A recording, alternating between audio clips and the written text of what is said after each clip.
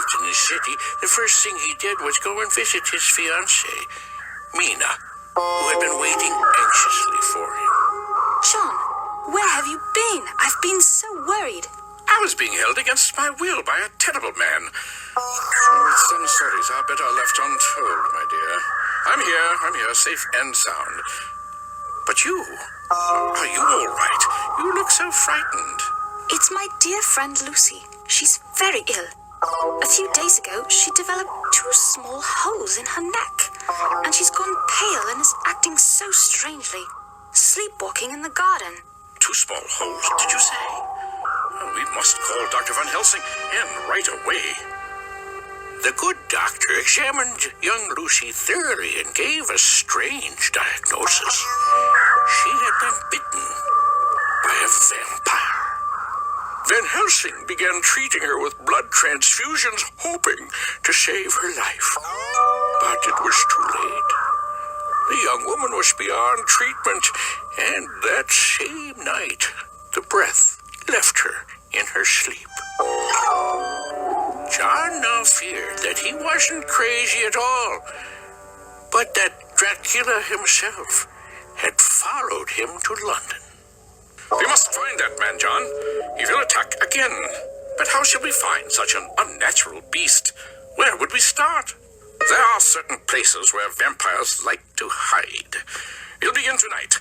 Gather as many trustworthy men as you can and meet me at midnight. We will track him down.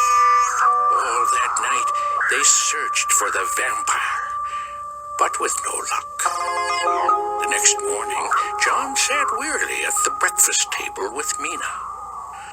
Mina, what is that on your neck? On my neck? Good heavens. 2 small bite marks. Terrified, John called for Dr. Van Helsing right away. The doctor arrived with a grim look on his face and confirmed John's worst fear. He must find that Count Dracula. It's the only way to save Mina. He must be destroyed. The men stepped up their efforts to find the beast. Often they found evidence that Dracula had been there just ahead of them, and soon they were chasing him from place to place. Finally, the fateful night came. They had tracked Dracula to an old abandoned house, and when they arrived that night, they found the fresh tracks of a carriage and several horses. He's just left here, men. We can catch him. Remember, there's only one way to kill a vampire, and that is with a stake through his heart.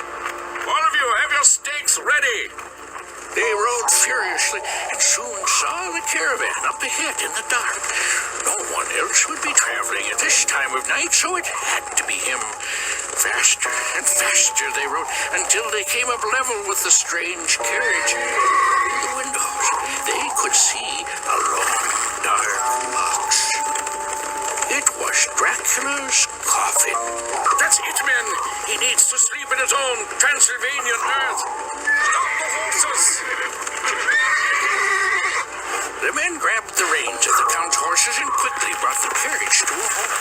Wasting no time, John climbed up to the coffin and flung it open. There lay the vampire. His eyes sprang open and his mouth opened in a hideous snarl, bearing those 2 familiar sharp teeth. But before Dracula could raise himself from the coffin, John had raised a stake and driven it deep into the vampire's heart.